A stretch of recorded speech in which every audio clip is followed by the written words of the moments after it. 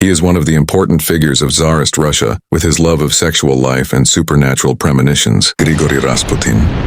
Rasputin traveled around Russia for 15 years and preached everywhere. He went as far as Mount Athos in Greece. In 1907, Nicholas II's son Alexei was diagnosed with hemophilia. Incredibly, Rasputin stopped little Alexei's internal and external bleeding within a minute or two by praying and touching him with his hands. His knowledge of hypnotism was probably effective in this. From that day on, Rasputin became a very important person for the Tsar family. Rasputin continued these treatments until 1916, the year of his death. Rasputin and Tsarina Alexandra Fyodorovna began to have a say in the management of the country. Rasputin, known for his fondness for sexuality, was spending a lot of time with girls and enjoying himself in the palace. While Rasputin and a Tatar named Felix Yusupov were going to dinner together, he took Rasputin into a room to chat. There were cookies prepared with cyanide, and the dose of poison in the cookies was enough to kill a person. Cyanide was added to the wine to be safe. Rasputin ate 2 cookies and drank a glass of wine, and no effect was seen on Rasputin. A gun was provided to Yusupov. He returned to Rasputin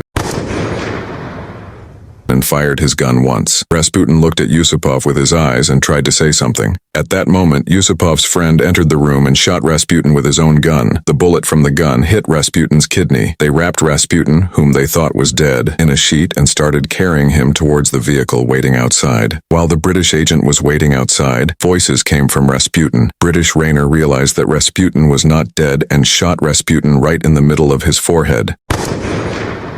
They placed Rasputin's body into the icy Neva River. Rasputin's body was only found 14 hours later. In this way, Rasputin went down in history as the man who did not die.